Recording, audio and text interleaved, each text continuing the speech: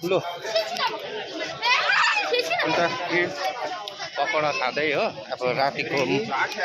time हो पकौडाहरू के खाँदै तपाईँहरूको निम्ति यसरी रिल्सहरू बनाइरहेको छु तपाईँहरूले देख्न सक्नुहुन्छ र यस्तै हो अब तपाईँहरूलाई नयाँ नयाँ के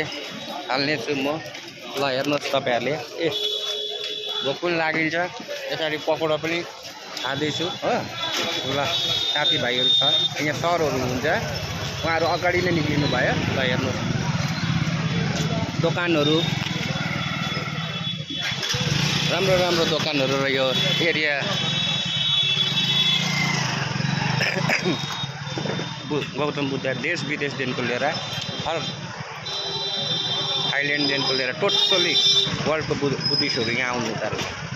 त्यो एरियामा चाहिँ अब हामीलाई मोबाइलको लानु दिएन किनकि त्यहाँ बाहिर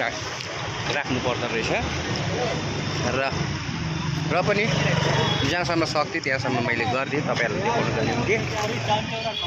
र अब गाडीमा चढ्ने र आफ्नो रुम जान्छ ल हुन्छ bye bye share and follow गरिदिनुहोस् मलाई पनि तपाईँहरूले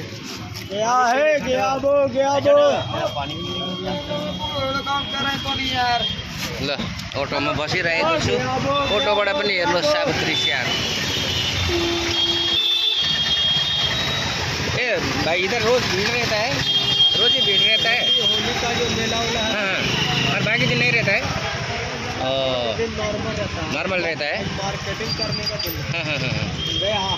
हाँ ठीक है होली को टाइम में चाडबाड में यहाँ एकदम भीड़भाड़ रहने रहेछ नि त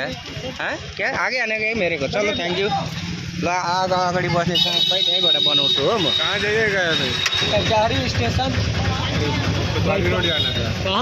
ल गाइस फलो एन्ड सेयर गर्नुहोस् यो फोटो बनाउँछु फेरि अर्को बनाउँछु म थ्याङ्क यू